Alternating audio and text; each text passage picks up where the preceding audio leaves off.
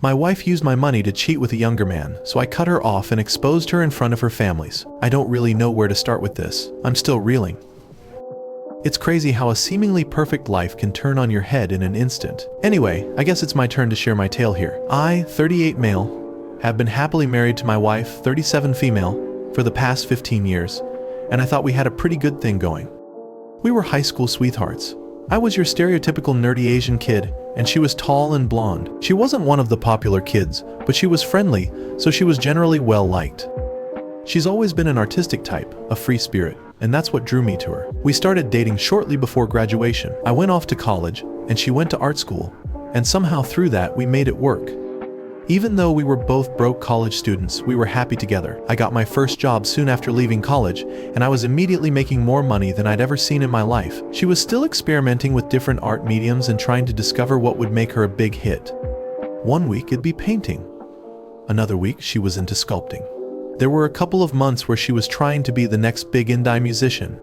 But I promised I'd have her back until her art career took off and did my darndest to support her through it all. Soon after I got my first job, we got married. At the time, I had no reason to fear that she was a gold digger. After all, we'd started dating long before I'd started making any money. It felt like a betrayal just to consider the thought that she was using me as an easy ticket to a luxurious lifestyle. Sure, I could prove it now, but I sure couldn't back then. I make a lot of money from my job. I'm a senior software engineer at one of the biggest companies in the country. I won't say which, but you probably used one of our products before. I also run a freelance consulting service. Altogether, I usually hit the lower end of 7 figures a year, so money really isn't an issue. She wasn't working exactly. If you asked her, she'd say she was working, but she really just made these novelty crocheted animals. They were cute. She's really good at what she does, but no one bought them. She was convinced that they'd eventually start selling like crazy. Call me a bad husband, but I knew that nobody honestly wanted to buy them. Even our family members made excuses anytime she tried to push one of them to make a purchase. But the little woolly critters all over our apartment were her passion, and it made me happy to see her make them. So I was the sole breadwinner. I know what you might be thinking, but I swear it didn't bother me too much. I made all the money and she got all the money she needed to fill our house up with knitted ducks and monkeys. By the way, did you guys know yarn is expensive? And apparently there's a difference between steel bamboo and aluminum crochet hooks, and she just needed to have them all. Crochet gets really expensive, but I didn't care. I was just glad to see her smile. That's how much I loved this woman. At the end of the day, it's not like her crochet habit would be the reason we couldn't pay off the mortgage. I also made sure she was comfortable. She drove a nice car and wore the nicest clothes and jewelry. My work keeps me busy most of the time, but I always found time to take her out on dates to her favorite restaurants. Over the years, she started to develop expensive tastes, so none of this was cheap. Well, I recently noticed some changes in her behavior. She had always been an attentive wife, listening when I talked about my day, preparing my favorite meals, and showing little acts of kindness, like giving me a massage where my shoulder issues acted up. I reciprocated these acts as well. I didn't always have a lot of free time because of my job and my business, but I made a conscious effort to go out of my way to be sweet to her too. Which is why it was so weird when she started to change. She was less attentive towards me, and always tied up on her phone. She wasn't interested in my day anymore, and no longer took the time to proudly show me her latest project. I felt an emotional wall building up between us. It ate at me, but I didn't think much of it because I trusted her completely. She rarely left the house. My job is a hybrid position, so I only need to show up at the office 3 times a week, or when they absolutely need me there in person. So I'm usually home, and she's often home working on her art. The thought of infidelity never even crossed my mind. I'd started to feel neglected though, but I took it in stride. I didn't want to seem whiny, so I kept it to myself. Then one day she asked me for a particularly large sum of money, and I couldn't help myself anymore. I spoke up and asked why she felt like I should keep giving her money when it seemed like I wasn't even worth her attention anymore. I'm afraid to say I got bitter and pointed out that her business couldn't be taking up all her attention since she wasn't getting any orders. This caused us to get into a bit of a shouting match, and we went back and forth for a while. By the end of it, I was consoling her while she was crying and promising to be a better wife with me. Looking back at it, I realized I'd never asked her what she needed so much money for, but I have a pretty good idea now. For a little while after that, she stopped asking for money.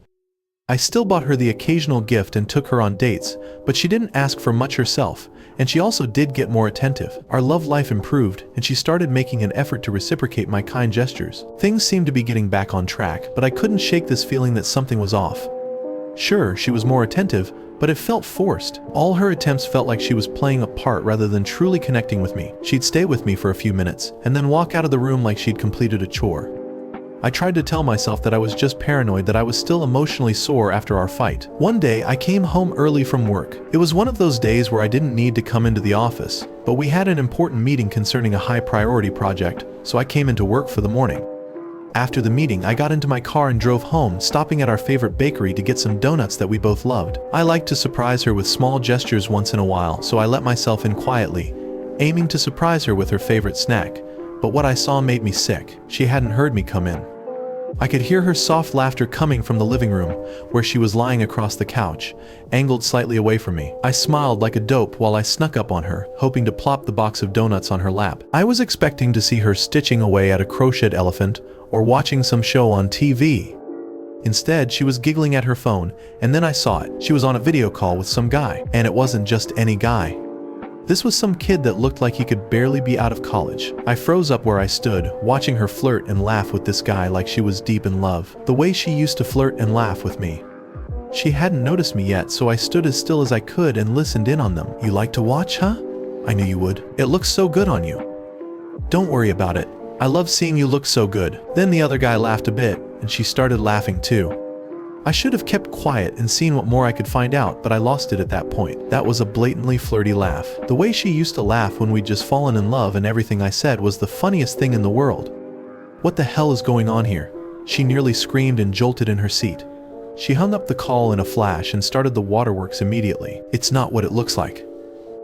Are you screwing around behind my back?" "Never.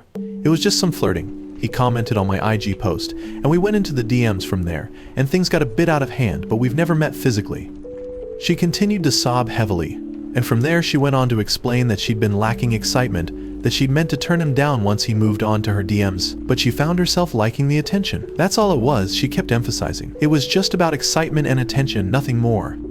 She kept repeating that she would never cheat on me. I let her know that entertaining another man's advances was as bad as cheating in my eyes, and she broke down wailing. She nearly had snot trailing down her face as she swore that she'd never talk to him again. I'm ashamed to say I was moved a little. I should have pushed harder. I should have demanded to see their messages. I should have pushed for more details. I should have made an effort to catch her in her lies, but I didn't. I took her words at face value, like a chump, and shifted my focus to how we could save our marriage.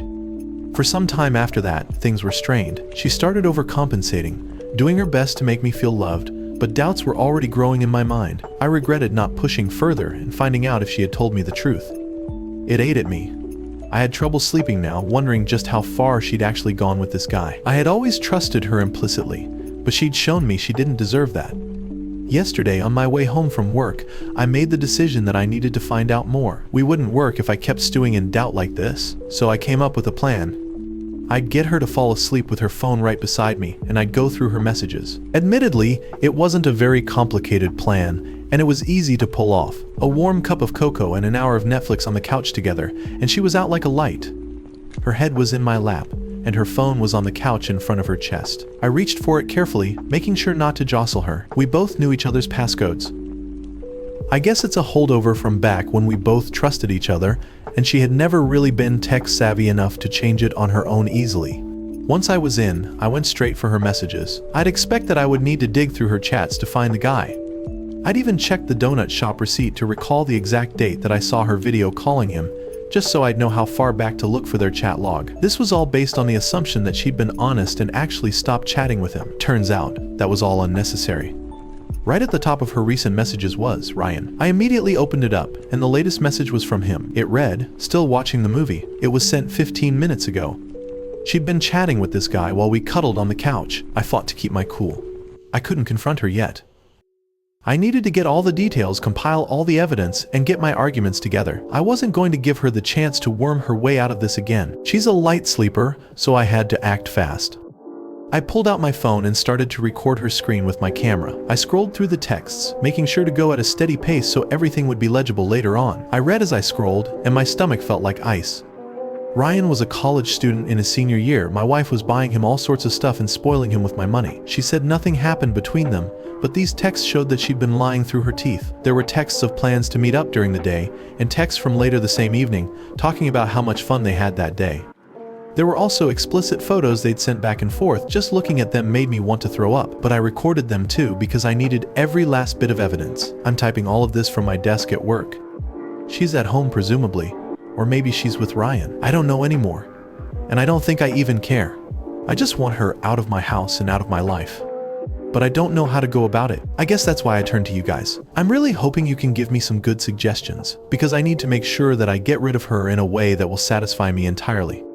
Welp, on the how to get even front, I'd recommend starting off with a solid legal strategy and possibly a good therapist. Both are vital for navigating this dramatic turn of events. And as for your wife, well, OP, I hope she finds a new hobby, preferably one that doesn't involve betraying someone who supported her every step of the way. I'm really sorry you're going through this, OP. Remember, you deserve to be treated with respect and honesty. Update. I wasn't expecting this to blow up the way it did. I got a lot of advice from you guys on how to handle this. A lot of you called me a simp, and to that I say, that's what happens when you fall in love, especially as young as I did. In the end, I decided to handle this in a way that would make it clear to our friends and family that I wasn't the bad guy here. After all, they'd hear that we split and just come up with stories of their own. Worse would be letting her control the narrative. I'm sure we've all seen it happen. The man is always the bad guy in a divorce, and nobody wants to hear our side. I decided to make sure this wouldn't happen to me, and that everyone close to us would know just how dirty she was doing me. There's no way I was going to give her the chance to make herself the victim in all of this. As casually as I could, I asked if she'd love to throw a small dinner. I'm not the social event type of guy, so I was expecting her to get suspicious and ask a lot of questions, but she just smiled. She loves organizing events and throwing parties. I'd barely even finished talking before she started listing off guests. I just listened along and made sure to add the names of people I wanted to expose her in front of. The night of the dinner, everything was going like it usually would. Both our parents, my brother and her two sisters were there, as well as a couple of close friends. Everybody was laughing it up and having a nice time. A part of me almost got cold feet because I was going to ruin the mood, but when I saw my wife laughing without a care in the world, it made me think of how she'd laughed and flirted with Ryan, and how she had lied to me that she wasn't talking to him anymore. She spent my money on him like some kind of cougar or sugar mommy. After what she'd done to me, I suddenly didn't care anymore. I had a burning desire to make sure she couldn't show her face to these people without feeling shame. After dinner, I stood up and announced that I'd like to make a toast. Everybody went silent, and my wife was looking at me in mild surprise. She didn't look like she knew what was coming. She was just curious. I looked my wife in the eye and started talking about her passion for art and how happy I was to support her dream. I reminded everyone how I'd spent years of my life slaving away at a job and my own small business to make sure she never needed to worry about a single bill. But apparently I've been supporting more than just her art. Turns out she's been using my hard-earned money to play sugar mommy to her 20-year-old lover. The room went dead quiet. When I went over this moment in my head, I'd expected I'd have to continue over protests. I'd anticipated her shooting out of her seat, or my mom urging me to sit down, or her dad shouting at me. Instead, everybody was either staring at me or her, and she was sitting in her seat staring at her plate. I'd never seen her face get so pale. I felt a twinge of satisfaction in that moment. Honestly, the silence unnerved me a bit. I'd prepared for all sorts of interruptions, but not silence. Everyone was waiting for me or her to say something first. She was probably trying to come up with some lie to defend herself, but there was no defense. She was frozen at that moment, but I knew she'd go into damage control if I didn't say anything, so I pushed on. There was no way I was going to give her even the slightest chance. I reached into my pocket and pulled out my phone. I'd already pulled up the photos I'd taken of their chat before we sat down to eat. I cleared my throat and started reading the texts out loud. I did my best to keep my voice from shaking out of anger. You're so much more exciting than him, lying in bed with him thinking of you. I spared the details of the more graphic texts, but I read enough to give them the full idea about the explicit photos and texts, the money and gifts she got for him, and how the two of them would slip away for their meetups when I was out at work. I made sure to emphasize that she would use my money that I busted my butt to make, to fund their little trysts. I showed them the pictures of the things she'd bought for him with my money. By this point, I had stopped trying to keep the anger out of my voice. I was done playing it cool. I think the weight of it really sank in when I saw my audience staring daggers at her. She'd taken advantage of me. She'd been living the easy life on my dime, then had the gall to sleep around with another man and spoil him silly with my money. She played me for a fool, and it hurt so bad that I remember I felt like physically hurting her. I came to the end of my speech and looked directly at her, but she wouldn't meet my eyes. Her head was bent over and she was still white as a ghost. Her whole body was shaking as she cried silently. I didn't even feel the tiniest bit of pity or sympathy for her. She was only sorry she got caught, In fact, it felt good with the way everyone was just staring at her. Before I could ask if she had anything to say, her dad spoke up. "Is it true?" Her dad was usually a pretty chipper guy with a light voice, but his voice was heavy with disappointment now. My wife wouldn't look up. She just nodded slightly. "Unbelievable," her mother muttered. I was surprised that she just stood up and walked out of the room, shaking her head. I thought she'd want to have words with her daughter. Her husband looked at me, then glared at his daughter. I think he wanted to say something, but changed his mind and followed his wife out of the house. It wasn't long before the rest of the guests started to leave. No one wanted to stay long after hearing that news. Her sisters had berated her for a while my brother took me aside to the kitchen and checked if I was okay. It felt so good to finally have people on my side. I told my brother about how tough it had been, but I let him know that I'd pull through. He let me know he was always there for me if I needed him, and he eventually left without even shooting a look at my wife. When it was just me and my wife, I didn't let her get a word in. "I filed for divorce already. You'll receive the papers shortly. I've blocked your number already. If you want to get in touch with me, I've left my lawyer's number on the nightstand. I hope Ryan knows some cheap lawyers because I've cut you off completely. You have a nice life with him." She started to reply, but I have no idea what she said. I didn't want to hear a word she had to say. I just walked out of the room, leaving her alone with her tears. Her parents tried to beg on her behalf a few times after the dinner party, but after 2 or 3 tries, they realized they wouldn't get through to me. They weren't aggressive either because they knew they were trying their luck after what she had done. I let them know the last time they called that the divorce was going to happen, and I'd advised that their daughter made it easy for me.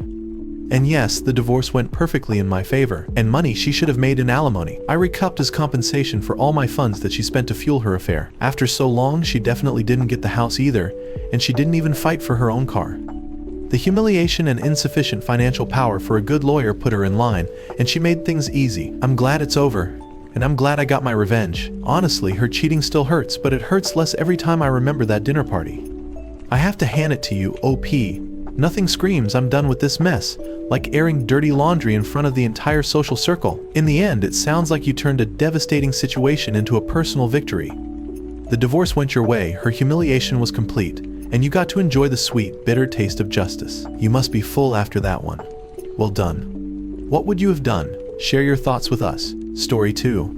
Am I the a-hole for sending a recording of my ex asking to open our relationship to her parents? I, male 26, broke up with my girlfriend of 4 years, Mary, female 27, about a month ago, because she asked me to open our relationship. It is, was, and will always be a major line in the sand for me, something that I have opened up to her about in the past. We've had a great relationship, and the only thing that stands out, and is the only reason it is standing out now, is because of the situation. She progressively started making a lot more sexual jokes about some of our shared friends over the last few months. Some involved her being with them, and others were 3-way jokes. I won't lie, I played along a little, but I consistently made some joking response along the lines of, "You're more than enough for me," and or "I don't like sharing." Never took any of it seriously, because why would I? Until she asked, and I found out, or realized, that she was probably trying to gauge my response and see how open I was. Mary asked when we were getting ready for bed about a month ago, kind of bluntly. I was scrolling on my phone and she was getting changed and goes, "If I asked you to open the relationship, would you?" This might sound super corny, but it was like I had an out-of-body experience, and all of the above hit me at once. All the jokes and comments so far made sense in she's trying to butter me up to the idea kind of way, and went really numb for a second. To her credit, she must have seen how freaked out I was, and asked if I was okay. I pretended I didn't hear her and asked her to repeat herself, and she was really hesitant to, kept saying she didn't say anything, and only repeated it when I insisted. Then I went to send it to record, and put my phone down to talk to her. I don't remember much of it, just that I tried to stay calm and keep her talking. But the note is just over an hour and a half long, and it feels like I'm listening into a conversation that happened between 2 strangers. She trickle-truthed all the way through it, and ultimately stuck to the idea that she hadn't been cheating. She didn't give any one person in mind, but had been fantasizing about mutual friends and people at work, and seemed to get the idea that they'd be open to something if she asked. A lot of it is her being defensive, and me trying to needle information out of her without it escalating into an argument. A lot of me placating her, and trying to make her feel comfortable enough to keep talking. The apartment is mine, and I suggested we take a break a few nights later, so she went to stay with a friend for the weekend. By the next Monday, I'd spoken to some of my friends and my sisters, separately, and come to the conclusion that we were done, and suggested she start looking for somewhere else to stay. She was upset, but didn't really argue, and had the vast majority of her stuff out, and at her parents' house by the end of the week. So, coming to 2 days ago, her mom reached out over WhatsApp to say she was disappointed in how I'd handled everything. The message wasn't really framed in a way that she was reprimanding me, more that she wished we could have worked it out. She then added me to a group chat with her husband, ex-stepdad, and they both kinda tag-teamed me saying that we could work it out. I was making a mistake, and I shouldn't overthink things. I eventually got it out of them that my ex had fed them a very vague story that we had broken up because she wanted to take the next step in our relationship and that I'd freaked out. We'd argued, and she'd been effectively kicked out. Her stepdad was leaning on the fact that he thought I was more mature than this, and her mom just kept repeating how disappointing this whole situation was. So I was pissed. In the heat of the moment, I told him I actually had the recording of our conversation that I could send that would explain what she actually meant about taking the next step. I initially tried to email it to them, but it was being a ball ache, so I eventually shared it via Drive.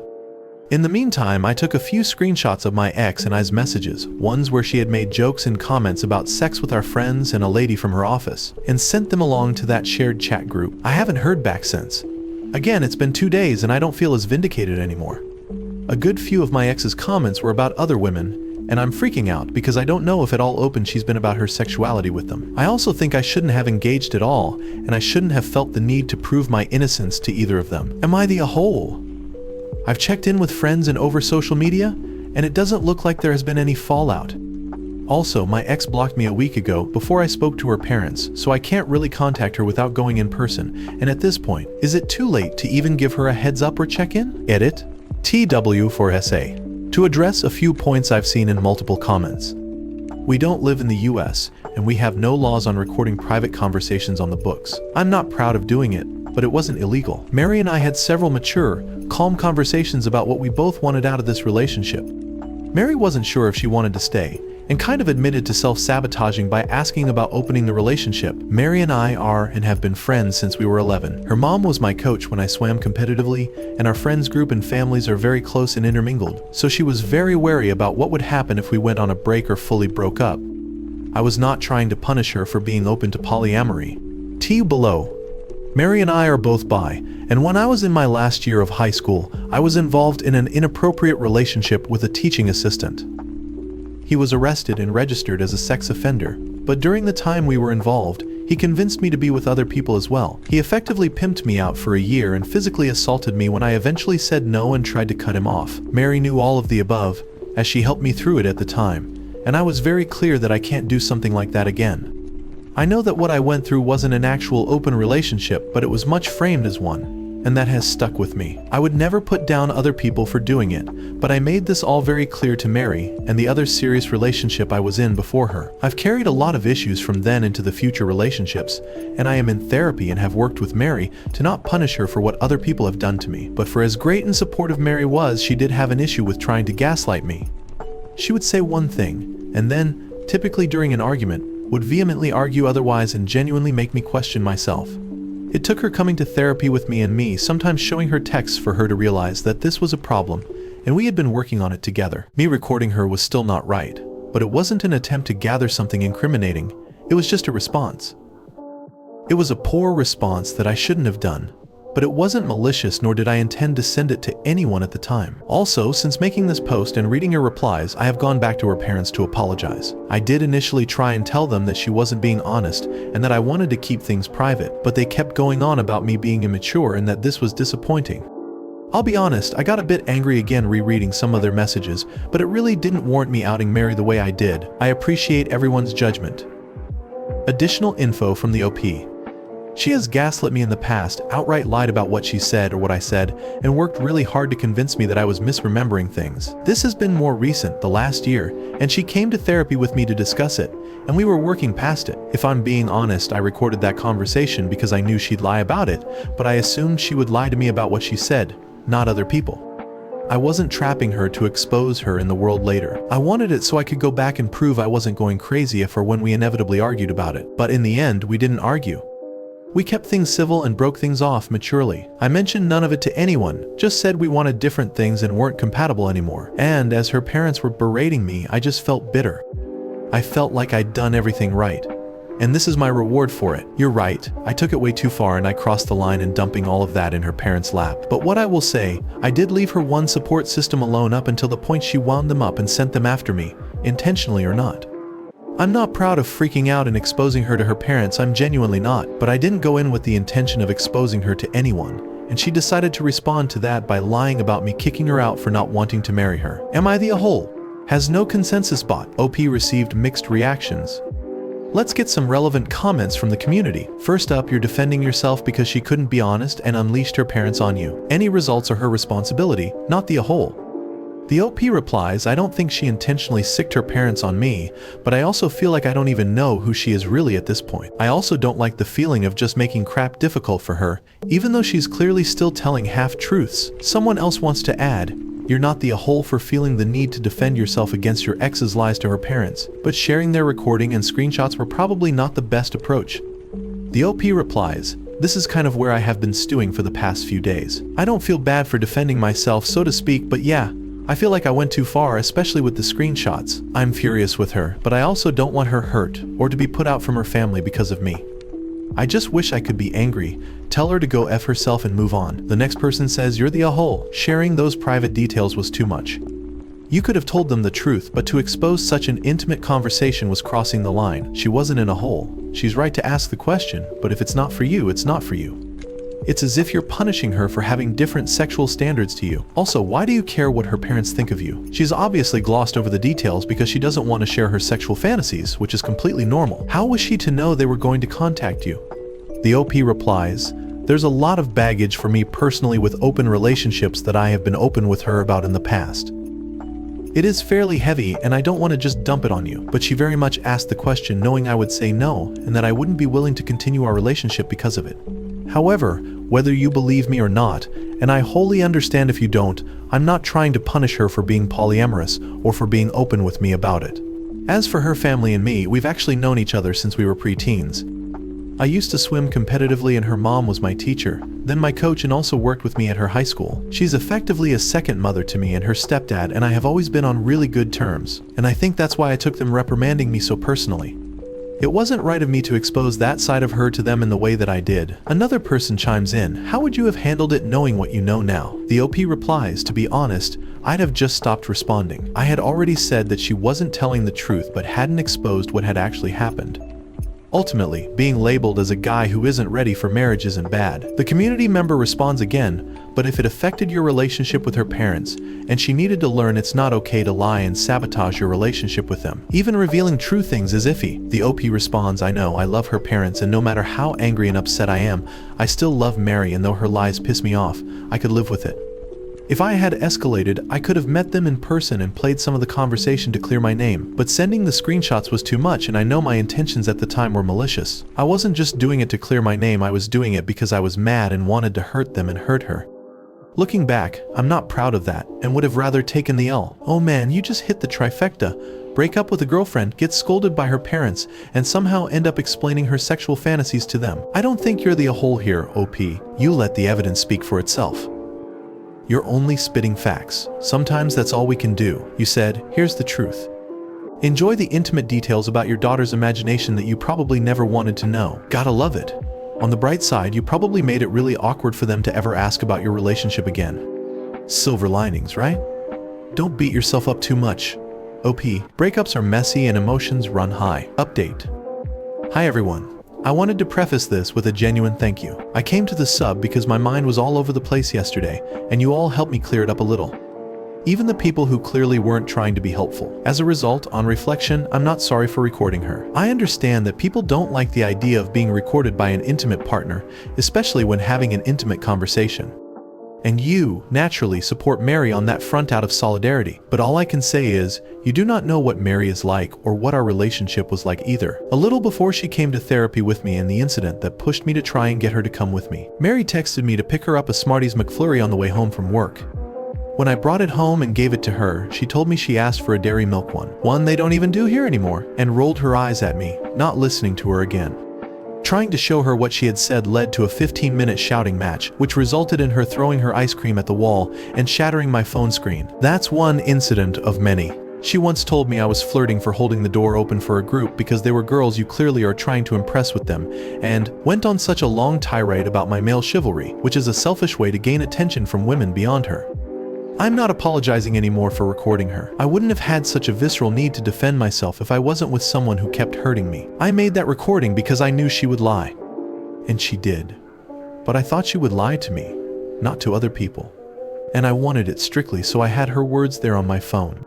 Should she start claiming she said anything else? At the end of the day though, we didn't end up having any of that and we parted maturely. I understand that a lot of you won't believe that was my intention and I'll just have to live with that. Beyond all that, I'm still sorry for sending it to her parents as a way to get back at her. Her parents have always been very pro-LGBTQ, so although it wasn't right to her, I was massively overthinking them harassing her or kicking her out. At most, exposing her interest in polyamory would have embarrassed her, but nothing I shared would have put her in any danger. That being said, I saw red during that exchange and saw this as a way to finally show people I wasn't misremembering things. It was spiteful and vindictive, and I can see so many different ways I could have dealt with that situation more calmly, but I was angry and I didn't do any of them, and for that, I am still sorry. Like I said in the edit to my previous post, I apologize to her parents. I apologize for getting angry, cussing them out, and for sharing private information about their daughter to them. I fully acknowledge that I was being spiteful and that it was a harsh escalation of a response. Anne and Paul, what I'll call them for this post, accepted it at base value, but asked if I could come over for lunch this afternoon so we could have an actual conversation. It was nice, but really awkward too. Mary wasn't there. I apologized again and Paul and Anne said they were sorry for interfering and not giving me a chance to tell my side. We both agreed we'd acted inappropriately and that going forward we wouldn't involve ourselves in this topic. Left things on relatively better terms, but I'm not going to talk to them for a while. Above everything, they are Mary's parents and they will always be in her corner, as parents should be, so keeping my distance is in everyone's best interests. As for Mary, she unblocked me late last night and let loose a tirade of angry messages. They mostly, of course, consisted of how creepy and disgusting I was for recording her. Again, I recorded her because I knew she'd lie and all she did was prove my point, to which, despite still cussing me out, she had no real response for. I got from her, Anne and Paul, that things are understandably awkward after what I'd shared, but she'd still be staying with them for the time being. They've not discussed it with her, beyond letting her know they'd heard the recording and now knew she'd lied, but there has been no indication of negative consequences. And that's it. I'm reeling from 4 years of a relationship being over, of my girlfriend and best friend using my own trauma as a way to make me break up with her, and then pretending everything was okay just to lie about it behind my back. But what is hurting me more is how I only now understand, from reading replies to my post and talking to my friends, that I was with yet another abuser, and I am nowhere near as strong or as over what happened to me as I thought. Thanks for your help. Additional information from the OP. In addition to my post, I want to make something crystal clear. The people still going through the comments claiming that Mary asking for an open relationship is some indicator of modern women or her being inherently promiscuous or using it to push some narrative were weird and annoying. In addition, the people who deliberately skewed the order of events and or tried to patronizingly psychoanalyze me to try and frame me as worse than I actually am were especially unhelpful. I understand that what I did struck a nerve with a lot of people and I wholeheartedly recognize how I did not do what a lot of people would have preferred I do in that situation, but I came to this sub for advice and judgment. So, please judge me for what I did, not what you think I did. The OP responds to multiple comments about not seeing signs and red flags in the first post. You're right. I had a month to process the relationship and yesterday was a very real eye-opener that the relationship I was in was neither healthy nor great. I went into that post looking for advice on what I had done with her parents, not to slander my ex-girlfriend or litigate our relationship. The whole McFlurry and door holding incidents, man, those are not normal reactions. It seems like Mary had a pattern of picking fights and making you feel small over things that didn't warrant it. That kind of behavior chips away at you over time, and I get why you felt you had to defend yourself in any way you could. You were right trying to regain some control in a relationship where it sounds like you were constantly made to feel like you were the problem. Mary's reaction to the recording only reinforces why you felt the need to do it in the first place. She could have taken responsibility, but instead she attacked you for exposing her lie. Frankly, her behavior speaks for itself. Would you have shared the recording with your cheater's parents? Why or why not? Let us know in the comments below. Story 3. She cheated, so I destroyed her work life. We live in very modern times, and as a result it has become important for us to be able to redefine what counts as cheating. Technology presents a lot of interesting interpretations of the definition of that word, which I think used to be pretty clear-cut. This is just me musing a bit. Let me get into what the actual details are so you can understand me better and the conundrum I'm currently forced with. I, 31 male, have been married to my wife, 29 female, for just about 3 years now. We met 5 years ago at a local restaurant. She was sitting at a booth behind me and I could hear the jokes that she kept making with her friends. I felt like she was extremely funny and I think I fell for her personality before I ever turned around and saw her face. It was that day that I got her number and things took off from there. Anyway, one thing that I definitely have to mention about my wife is that she absolutely loves video games. I mean, I do too, but she's certainly on another level than the one I'm on. Game pun intended. Her favorite game to play is Valorant, which she got started on about 2 years ago, and since then she's just gotten sucked into it. To be honest, at certain points, I feel like she might be into the game a bit too much. It has caused a few arguments between us, and there have been moments where she's been able to disconnect, but most times around, she just seems obsessed with it. I know you'll be saying that I should have spotted the red flag from the start, but honestly, as a video game guy myself, I liked that she liked games, and it honestly wasn't this bad before she got into Valorant. Yes, she's spending several hours per session, but that wasn't most days of the week. That game just seemed to be the one that grabbed her entirely. At a point, I liked it, and we played together a lot, especially at the start. But with work and life and all other responsibilities that life presents, I had to eventually leave her to play on her own. Quite naturally, she eventually made some online friends to play with, and that's the major reason that I'm here. So, one of her online friends, let's christen him Caleb, seems to be the one online friend that she's the closest to. I'll say about 90% of the time that she plays Valorant, she plays it with Caleb. When she has to go through a session without him, she's always in less of a great mood, which is rather annoying sometimes. But I can't say that I don't understand how playing the game is also sort of a social experience for her, and doing it without the right person doesn't make it as good. But my misunderstanding it still doesn't exempt it from giving me concerns. There have been times when I've walked by the room and heard her giggling incessantly with Caleb, and maybe I'm insecure, but I don't like the way it makes me feel. It certainly gives me a lot of concern, and sometimes it feels like this online friend of hers is too important a male in her life. I've always been very wary of the whole male best friend thing because I've been burned by it before. So, a day came when I decided to be mature and talk to her about it. So, I sat her down and I asked her whether she had a crush on Caleb. She seemed appalled at the concept, but she claimed that she understood. She then spent the next 30 minutes or so explaining the relationship and doing her best to assuage me and make me feel better. When that happened, I really appreciated it because it was hard to express the level of concern I started to have, and I believed her right there. Well, that relief lasted for several months until recently. It's not like I intend to eavesdrop, but with her headphones on, I think my wife sometimes doesn't realize how loud she speaks at times. I heard her screaming happily, and then she said, "When will you be in town?" It didn't take me any special brain power to figure out what she meant by that. Caleb is coming to town, and it's hard to express the emotions I felt in that moment. I think there was a lot of panic. That was probably the predominant emotion. It always felt safe enough with this guy at the other end of the country, but the fact that he was coming to our city was a problem. It was too close for comfort for me. Here's the problem. She hasn't told me yet, and I haven't confronted her either. I don't want to end up making the wrong move because my initial instinct is to forbid her from seeing him. So if he wants to come exclusively for her, he can save the trip. I think that might be too forceful a move, which is the major reason why I want to make sure I'm doing the right thing, and that's what I've come to ask for help for. Should I just let it happen and hope that she'll be a good girl? Should I follow them around town? Or should I just say no and hope that she listens? I hate how paranoid the entire thing is making me. So, I'm open to all the advice that I can get, and if you've been in a similar situation, I'd love to know how you might have handled it. I'll be reading all the comments, and I hope to reply to as many of them as I can. Thank you all for reading. Edit. A lot of people are saying that I should have stood my ground more when I talked with her about Caleb, but honestly, knowing that more men generally play online shooters than women, if I got her not to talk to Caleb, there'd be an Andrew or a Richard next. I decided to take her word for it, and as it stands, none of us can really say that there's anything more than her friendship. I'd also want to eventually meet a longtime online friend, so I don't blame her for that. I'm pretty sure he knows she's married too, now that stops anything. Edit 2. I've decided that I'm going to talk to her and tell her that I don't want her to go and meet him. I won't forbid her absolutely, but I will make it very clear how I feel. I hope that if Caleb tries to make a move on her, she'll be extra aware of how wrong anything she might want to do is. That's all I can hope for.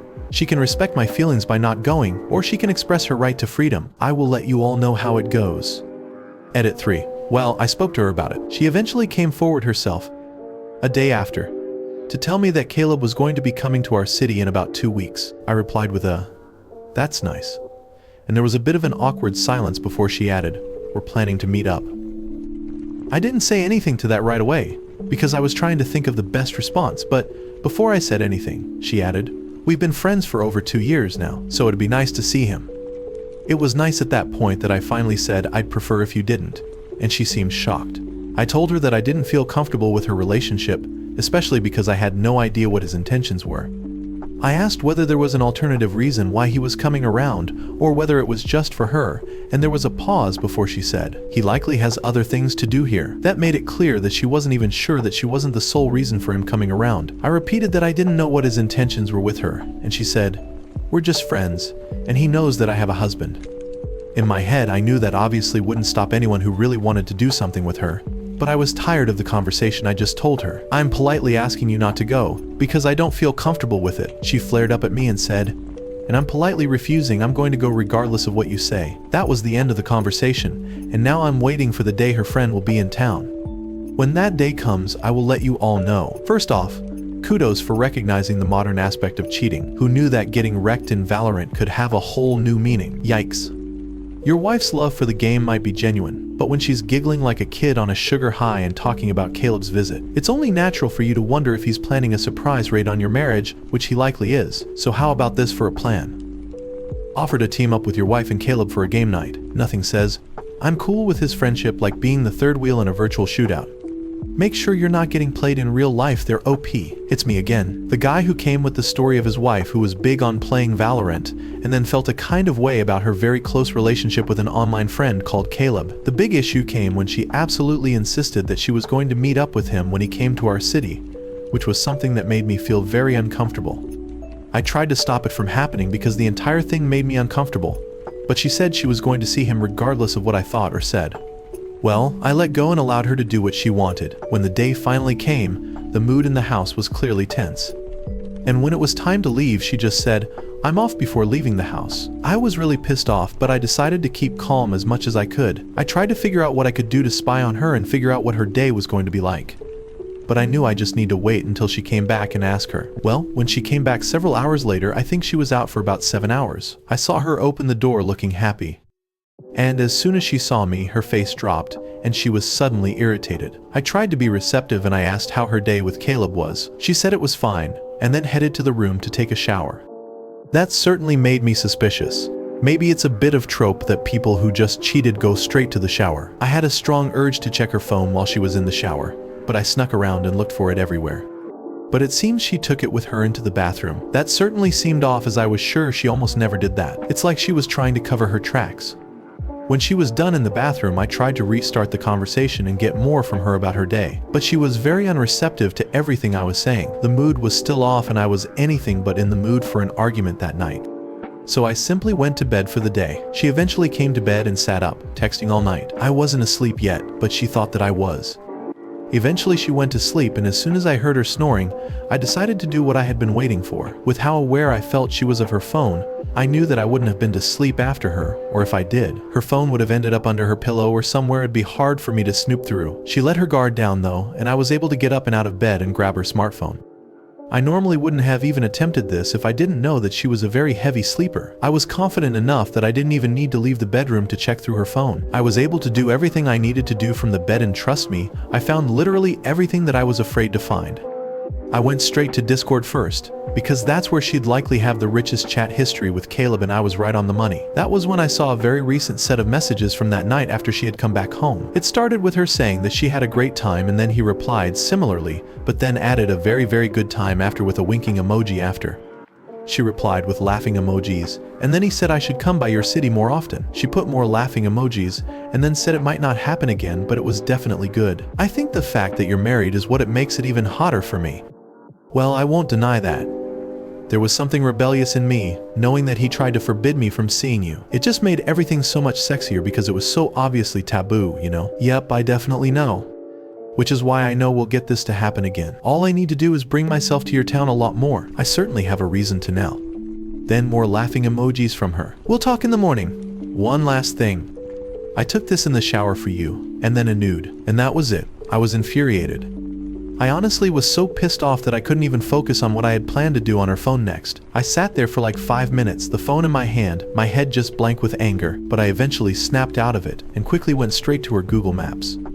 I checked her timeline there and was able to see that she went straight from her house to a hotel and stayed there the entire day. She didn't do anything else with him and knew she would lie if I grilled her, so I documented that too. I did try to just glance through her earlier conversation on Discord, but it was a lot of Valorant talk and I felt like I was working on limited time. I quickly documented that night's conversation though. I knew there was more I could check on her phone, but I felt like I had seen a lot more than I wanted to. I was so angry in that moment. I returned the phone and just went back to my business. That was it for the night. I wasn't able to sleep the entire time. I wanted to take my time and ask you all how you feel like I should proceed, but my anger got the better of me. In the morning, as soon as she woke up, I lifted her up in bed so she was sitting up. She looked extremely shocked. I told her right there that I knew she had slept with Caleb, and that I'd slap her right there if she made the foolish decision to lie to my face. She looked frightened, and that look of fear pleased me a lot more than I'd like to admit. It is what it is though. She admitted that she did it, but there was no crying or pleading because she knew that would only make me angrier, especially because I had already made my suspicions extremely clear. So I told you that I didn't want you to see him because I was afraid of what his intentions might be. You decided to disregard my concerns, and then you went to meet him at his hotel, slept with him, said that you liked it even more because you were defying me, and you even sent him a nude. You know that there's nowhere else for us to go but divorce, don't you? She looked so defeated because there was no way she could gaslight me or lie to me at that moment. It was evident I had seen her phone and she knew it would be stupid to try and flip the script. Despite the situation, I was actually very pleased at how well the entire thing had turned in my favor. Forbidding her from going and her doing the exact thing I was scared she'd do left her utterly toothless in this whole thing. I told her that she had to get out immediately. I gave her 10 minutes to pack some things because I didn't want her to return to the house for any reason whatsoever in the near future. I told her that I'd go get the divorce papers to her, and it was in her best interest not to make the entire process long and drawn out. The sooner we finish up with this, the sooner you can be with Caleb, since that was worth your marriage. Throughout the whole thing, she was mute. Well, as of now, I have sent the divorce papers over to her, and I'm just waiting for her to sign, which should hopefully happen within the next week. I want to be so done with this, honestly. I'll be back with an update if there's any to be had. It's a tough situation, and you've certainly navigated it with a mix of sleuthing and stoicism. If there's any silver lining here, it's that you have clarity now, even if it came with a hefty emotion price. From moving forward, it seems like you've already decided to cut the ties and move on. The process might be painful, but it sounds like you're taking the right steps to protect your own sanity and well-being. I hope the next chapter of your life brings you better experiences and a little less drama, though who knows, maybe you'll find yourself in a new game with a much better outcome. Update 2. So if you remember me, I'm the guy who came here with a story of his wife who loved playing Valorant and had an online friend called Caleb, who I forbid her from seeing when she came into town, but she still did, and when she did, they slept together. Yep, that's me. And I'm thankfully here with the very last update to this entire story.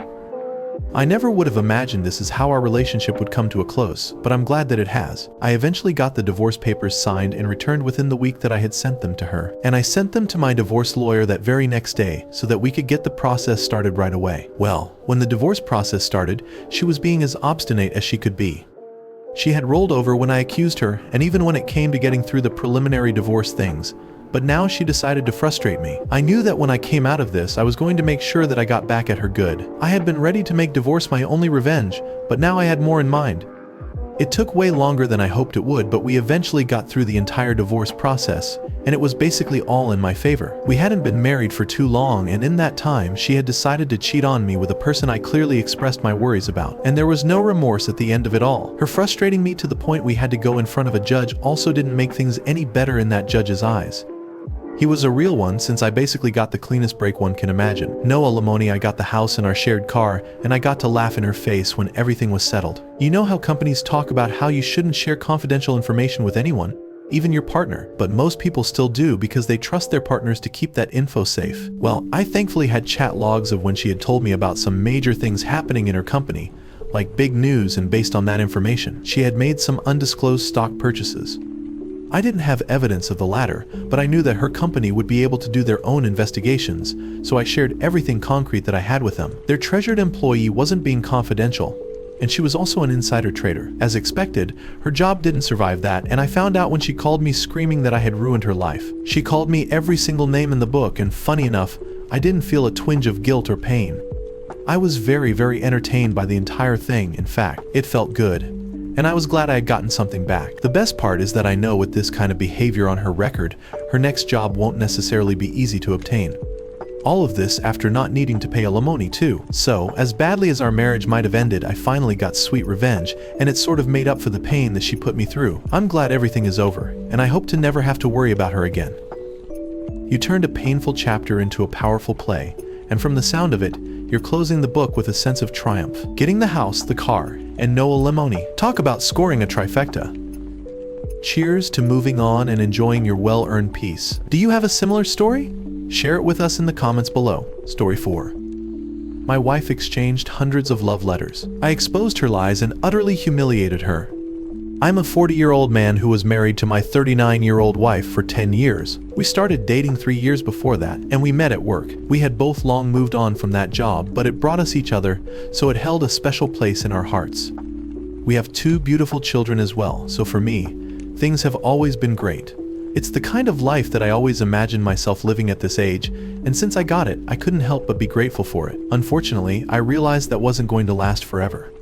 My wife is now my ex-wife, and I'm about to tell you all how it went down since things just resolved about a month ago. And I now feel like I'm in the right kind of headspace to go on about it, so I have to make one part of our history very clear. When I first met my ex-wife at work, we were going to call her Angela for the sake of this.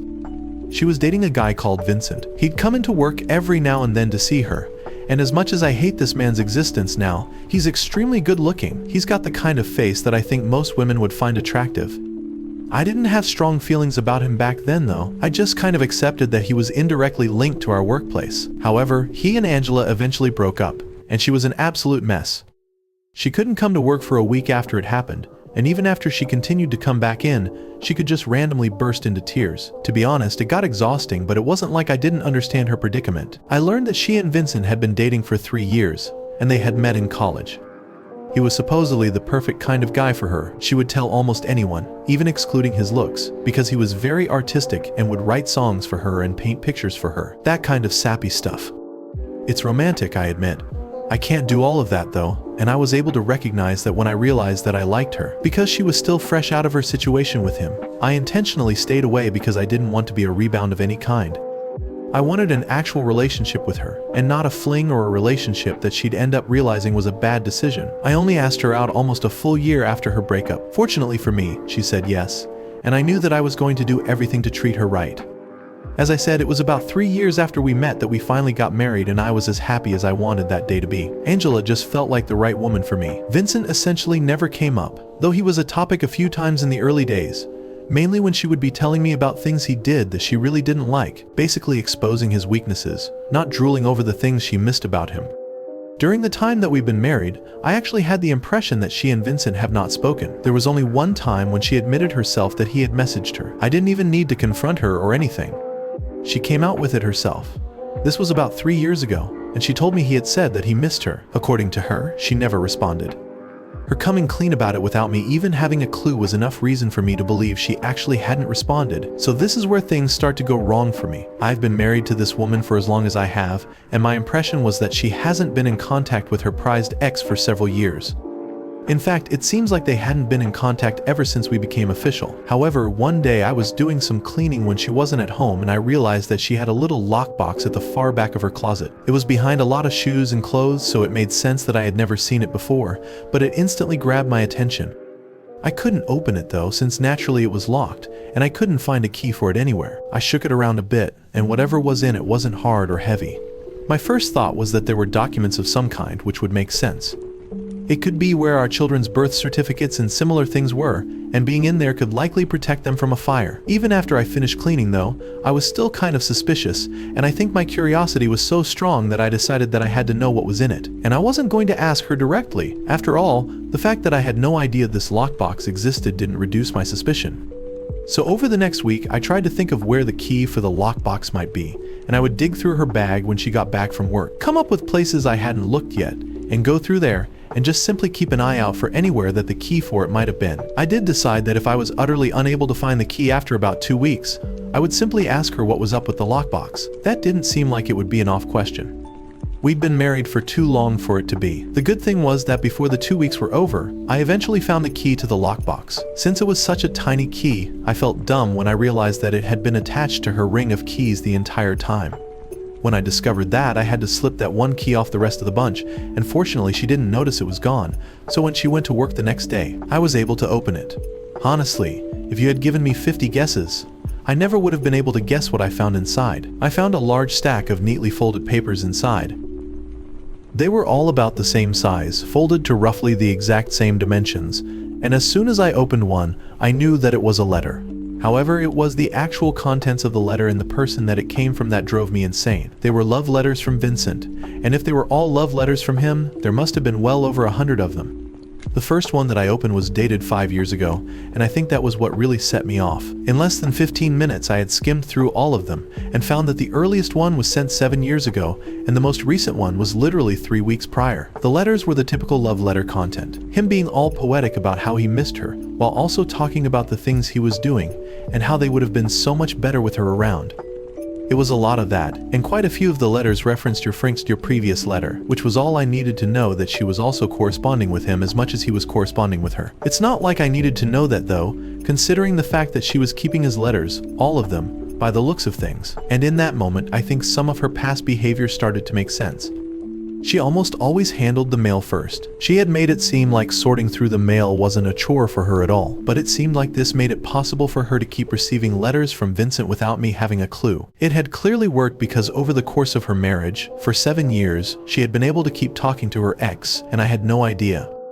From what I was able to get from the context of the letters, I could bear to read in that immediate moment. He missed her, and she apparently made it very clear that she missed him too in the responses she sent, that I didn't have access to. There was a mention of the last time that they slept together, and I couldn't tell whether that was before or after we had gotten together. Again, seeing just one side of the conversation made things hard to understand. In that moment though, I eventually gave up on reading everything and just decided to take photos of as many of the letters as I could. I got to 103 before I gave up because it was clear that there were at least 100 more. I made sure to take a picture of the entire pile so it would be clear that there were hundreds. After that, I folded everything back up, arranged the back in the lockbox, and put it where I found it. Once she got back that night, I made sure to sneak her key back onto the keychain. I knew that I needed to find out more though. What I found was enough for me to divorce her, and I was already certain that I was going to do that. However, I needed to know more before I got to that point. I wanted to know if they had seen each other or slept together in the time that we had been together, so I knew I would need to check her smartphone when I could. That happened the day after, and I was very anxious when doing it since the last thing I wanted was to be caught. I didn't know that if I was caught in the act, I had more than enough ammunition to completely take the blame off of my actions. But I wanted things to go the way that I had planned, and getting caught was certainly not in the plans. I had to search for a very long time through all of her messaging apps before I found out that her apparent app of choice for communicating with him was Telegram. I didn't even know that she had a Telegram account on her phone, but she had an Android device, and she had hidden it from the app drawer, so it made sense that I didn't know. But it just took me going through the app's menu on her phone's settings to see it. It also seemed like he was the only person she conversed with there. She clearly didn't want to get caught, so she had gotten an entirely new app for her infidelity. I recorded her phone screen as I scrolled through, and it was when I went over it after the fact that I saw that she had in fact met up with him about 3 months earlier. And by the sound of things, yes, they had slept together. That was all I really needed to see. I saved the recording I had taken on my phone, and I put her phone back. However, now that I knew what I needed to know, I left Telegram open before locking her phone. I wanted her to see it as soon as she unlocked her phone. I wanted her to have a strong suspicion that I saw it, but I didn't want her to be sure about it. When I woke up the next morning, she was acting funny, but I did my best job to act completely normal. I knew she was busy scraping through her memory as to whether she left the app open before she went to bed, but considering how secretive she had to be regarding the affair, she must have been sure she closed it. She kept asking me, "Are you okay, babe?" Throughout the day, despite me being certain I wasn't giving off any signs, I kept convincing her that I was fine, and eventually she stopped asking before she went off to work. Oh, did I mention that she works as a marriage counselor? That's the most ironic part of the entire thing. As soon as she was gone, I took the kids to school, and then I headed to a divorce lawyer that my friend had recommended for me. The guy seemed extremely professional, and he had gotten my friend through a very rough divorce in pretty good terms, so I had confidence with him. I made sure to tell him all the evidence that I had, which clearly made proving infidelity a walk in the park. He almost wanted to guarantee me that he'd get me off without needing to worry about alimony, the house, or the car.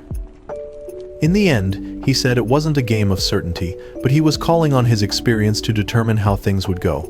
He said getting full custody would be really hard because we might not be able to prove that her cheating makes her a deficient mother, but he was going to try his best on my behalf. I paid the retainer, and he said he'd get the papers ready and in my hands within the week.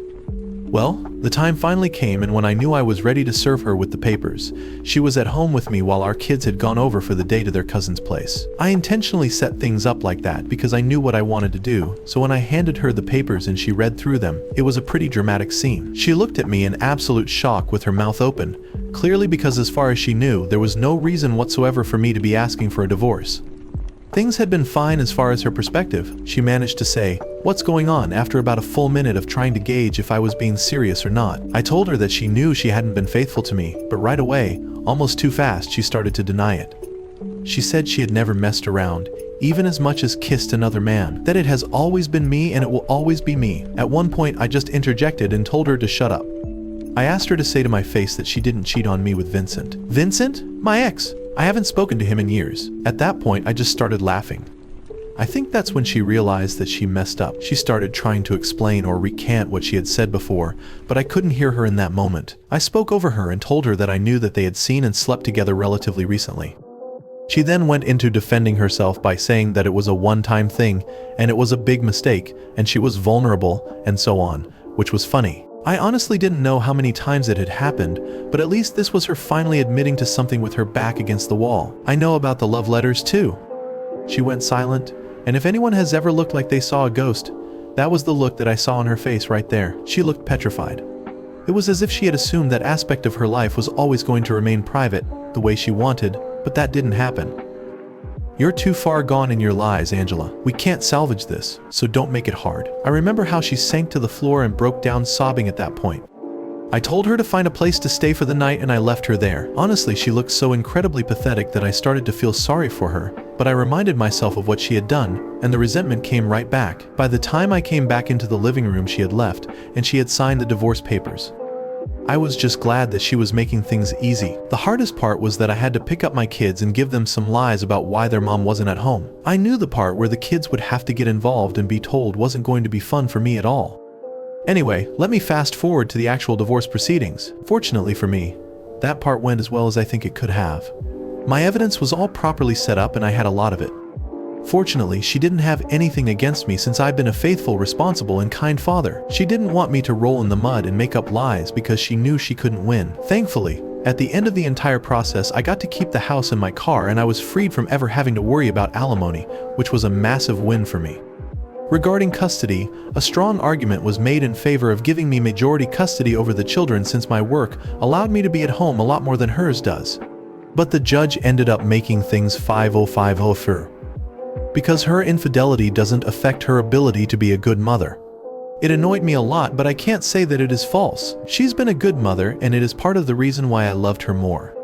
However, I think I realized that I wasn't done because after the divorce, she was still trying to act all chummy with me, and that pissed me off. I decided to make one last move on her that was to humiliate her. If I had another chance, I probably wouldn't do this part again, but considering that I've already done it, I'm 100% fine with that. I went to her church group page, I Am an Atheist, where she's one of the woman leaders, as they call it, and I wrote that my wife had betrayed me for 7 years of my marriage with her ex. I wrote her name out too to make it very clear who I was talking about. I also did the same thing on the Google reviews for her business to make it clear that she was the last person you wanted as a marriage counselor.